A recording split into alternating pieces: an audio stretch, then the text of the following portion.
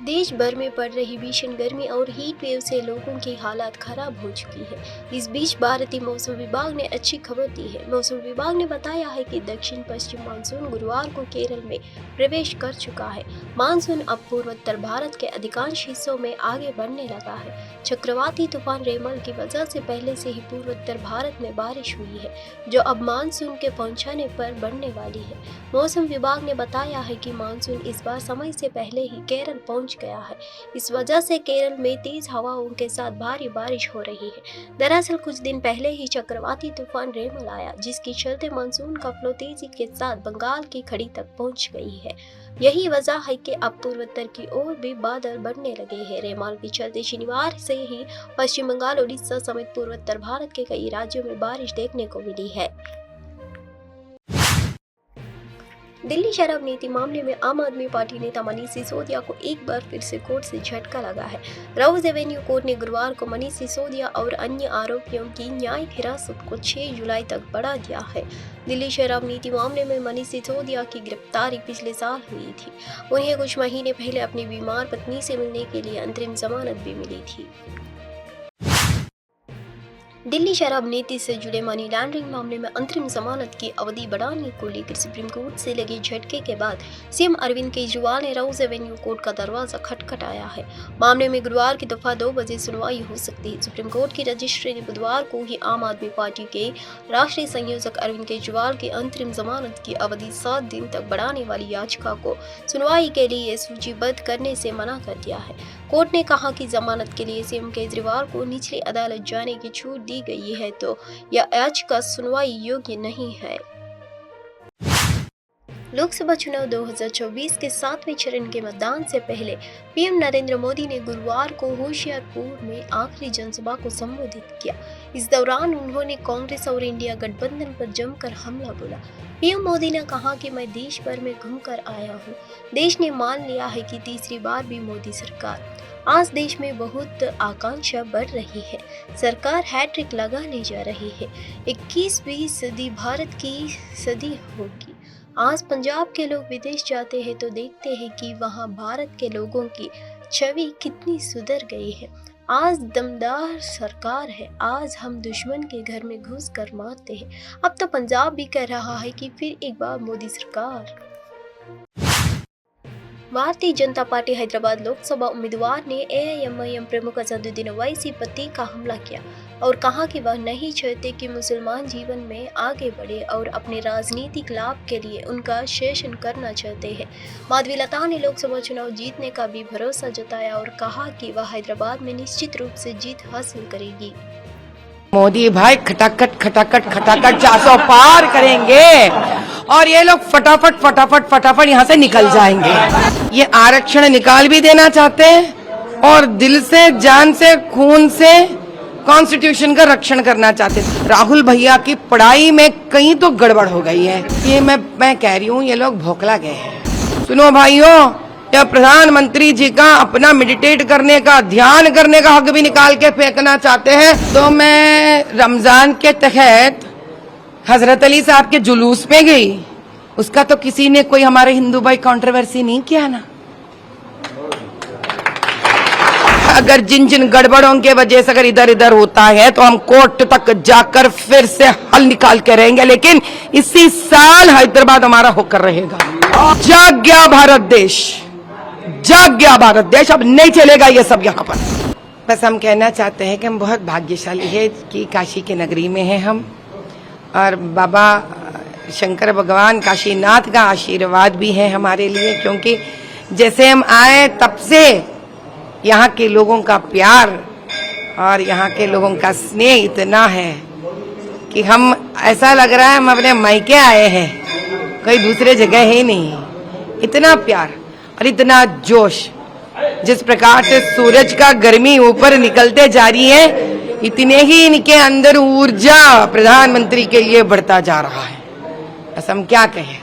आप लगातार जो है जनता से मुलाकात कर रही हैं, काशी में पिछले 2 दिनों से आप हैं। आपकी बार 400 पार पीएम का स्लोगन, और दूसरी तरफ 2 युवा नेता अखिलेश और राहुल खटाखट खटाखट खटाखट। भैया, इनका कहने का मतलब है मोदी भाई खटाखट खटाखट खटाखट 400 पार करेंगे और ये लोग फटाफट फटाफट फटाफट यहाँ से निकल जाएंगे।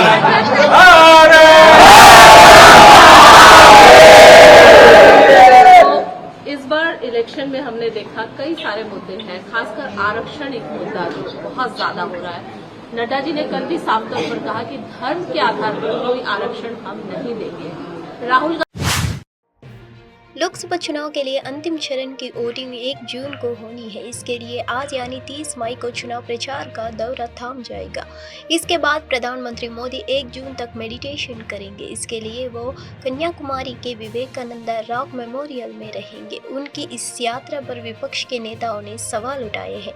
सीपीआई तमिलनाडु के सचिव है के बालकृष्णन इंडिया टुडे की एक रिपोर्ट के मुताबिक उन्होंने मुख्य चुनाव आयुक्त राजीव कुमार को एक पत्र लिखा और पीएम के मेडिटेशन के दौरान इससे जुड़ी खबरों के प्रसारणों को रोक लगाने की मांग की है। उन्होंने कहा कि मेडिटेशन करना प्रधानमंत्री की निजी पसंद है, लेकिन अगर मीडिया इसका सीधा प्रसारण करती है तो ये पीएम मोदी और बसपा के लिए प्रचार का माध्यम बन जाएगी। उन्होंने ये भी कहा है कि चुनाव के दिन प्रधानमंत्री का सुर्खियां में रहना आदर्श आचार संहिता का गंभीर उल्लंघन है। तमन्ना की फिल्म अरनमनई 4 की स्पेशल स्क्रीनिंग में अभिनेता तमन्ना भाटिया और विजय वर्मा एक दूसरे का हाथ थामे नजर आए हैं। तमन्ना भाटिया सफेद अनारकली सूट में बेहद खूबसूरत दिखी, जबकि विजय वर्मा ने बैगनी शर्ट और काली पैंट पहनकर कैजुअल लुक अपनाया। फोटोग्राफर्स के लिए पोज देते हुए कपल ने पेपराजी को देखकर मुस्कुराया है। अरनमनई 4 को ओरिजिनल तमिल वर्जन 3 मई को सिनेमाघरों में रिलीज हुआ था, जबकि हिंदी डब वर्जन 31 मई को सिनेमाघरों में रिलीज होने वाला है।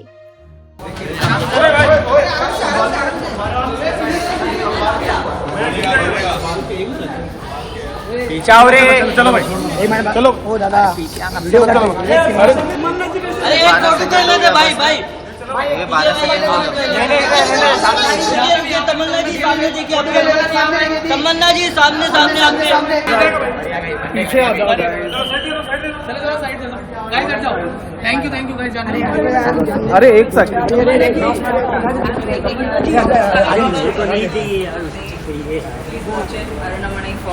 अरे मोबाइल किधर डाल रहे हैं? आगे अरे बूम डाल रहे हो, देखना।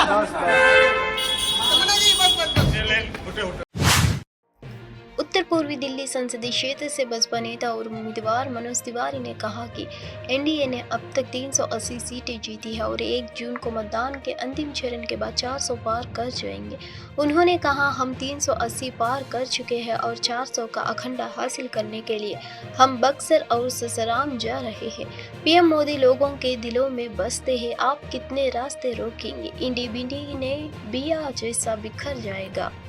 380 हो गई बा, 400 पार करे खातिर आज हमने के अंतिम में हम सम्राट चौधरी जी, राजीव प्रताप रूडी जी और मनीष कश्यप भी बक्सर तक हो जाई हाँ, और आज हमने के बक्सर सासाराम सब जाइल जाई। 400 प्लस हो छटे। देश में नरेंद्र मोदी जी सबके दिल में बसल बाड़े, गरीब होके, किसान होके, युवा होके, महिला होके, और एकरा के सफल करे खातिर आज हमनी के कन्याकुमारी दौरे को लेकर है वो सवाल खड़े कर रहे हैं। पूर्व प्रधानमंत्री और कांग्रेस के वरिष्ठ नेता डॉक्टर मनमोहन सिंह ने लोकसभा चुनाव 2024 के आखिरी चरण के मतदान से पहले एक तरफ वोटरों से खास अपील की तो दूसरी ओर पीएम मोदी पर उनकी भाषा और नीतियों को लेकर जोरदार हमला भी किया है। गुरुवार को एक लेटर जारी करते हुए मनमोहन सिंह ने पंजाब की जनता से कई और बातें भी कही। डॉक्टर मनमोहन सिंह ने कहा, मेरे प्यारे साथी नागरिकों, भारत एक महत्वपूर्ण मोड़ पर खड़ा है। अंतिम चरण के मतदान में हमारे पास लोकतंत्र और हमारे संविधान को सुरक्षित रखने का एक निरंकुश शासन को खत्म करने का एक अंतिम मौका है। पंजाब और पंजाबी योद्धा है। हम अपने बलिदान की भावना के लिए जाने जाते हैं। हमारा सद्भाव, सौहार्द और लोकतांत्रिक व्यवस्था में सहज विश्वास हमारे महान राष्ट्र की रक्षा कर सकता है। केंद्रीय मंत्री गिरिराज सिंह ने कांग्रेस नेता राहुल गांधी पर कटाक्ष करते हुए कहा कि उन्हें भारत की दशा और दिशा के बारे में कोई जानकारी नहीं है, क्योंकि उन्होंने देश को देखी ही नहीं। उन्होंने आगे कहा कि अगर ऐसा व्यक्ति जिसे देश की जनसंख्यकों के बारे में कोई जानकारी नहीं है वह लोगों और भारत की भूमिका के बारे में बयानबाजी करता है तो इससे बड़ी मूर्खता और कुछ नहीं होगी। गिरिराज सिंह ने कहा, राहुल गांधी ऐसे व्यक्ति हैं जिन्हें भारत की दशा और दिशा का पता नहीं है।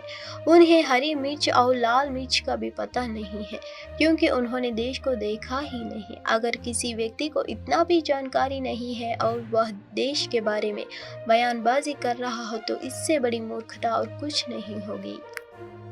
राहुल गांधी एक ऐसे व्यक्ति हैं जिन्हें भारत के दशा और दिशा का ज्ञान नहीं है।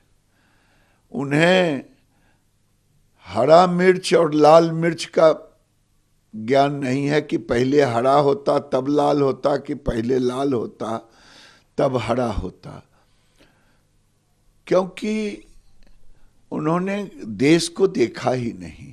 उनको तो अगर गाय के झुंड में गाय के मेल और फीमेल बछड़े और बछिया को कहे उठा के ले आओ तो ये शायद बछड़े के बदले बछिया और बछिया के बदले बछड़े उठा ले।